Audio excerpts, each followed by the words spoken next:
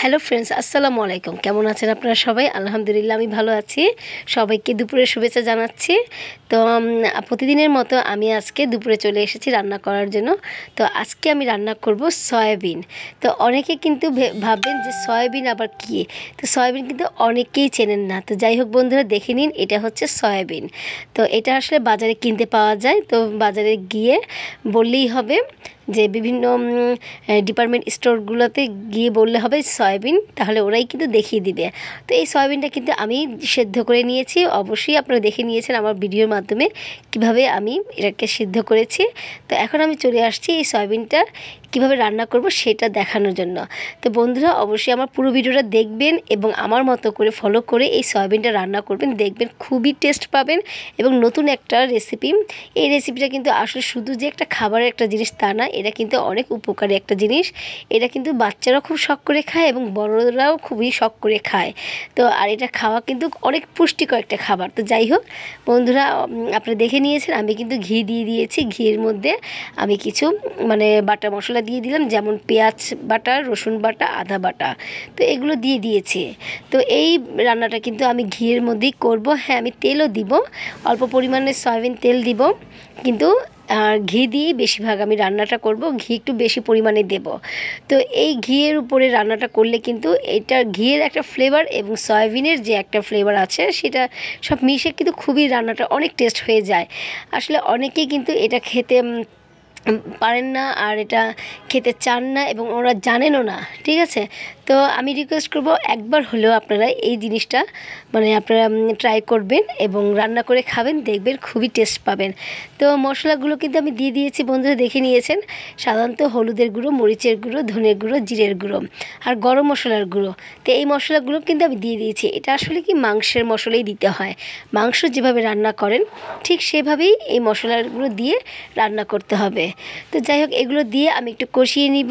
আর সাধারণত কষানো তো অবশ্যই করতে হবে, কারণ যত কষাবেন তত তরকারিটা টেস্ট বেড়ে যাবে। তো এটা আমি প্রতিটা ভিডিওতেই বলে থাকি। তো বন্ধুরা দেখুন, আমি কিন্তু এখানে গরম পানি দিয়ে মশলাগুলো কষিয়ে ফেলেছি। আপনাদের সাথে গল্প করতে করতে আমার মশলা কষানো হয়ে গিয়েছে। তো দেখুন বন্ধুরা, কি সুন্দর কষে গিয়েছে আর দেখতেও কি সুন্দর লাগছে, তাই না বন্ধুরা? তো এই মশলা কিন্তু লবণ কিন্তু দিতে ভুলবেন না বন্ধুরা। লবণ কিন্তু না দিলে টেস্ট একদমই পাবেন না। তো এই যে আমি সেদ্ধ করে রেখেছিলাম সয়াবিন, তো এই সয়াবিনটা আমি এখন দিয়ে দিয়েছি মশলার মধ্যে। তো এই মশলাগুলো একদম আর সয়াবিন এগুলো সব একত্রে মিশিয়ে আমি এটা কিছুক্ষণ কষিয়ে নিব। তো এটা আসলে দেখতে লাগে মাংসের মতো, কিন্তু এটা আসলে মাংস কিন্তু না, কিন্তু খেতেও কিন্তু মাংসের মতোই লাগে। তো জানেন বন্ধুরা, আমি কিন্তু আমার বাচ্চাদের আমার ছোট বাচ্চাকে আমি এটা মাংস বলি, ওকে খাওয়াই, বলি যে এটা চিকেন বল, আমি চিকেন দিয়ে বানিয়েছি।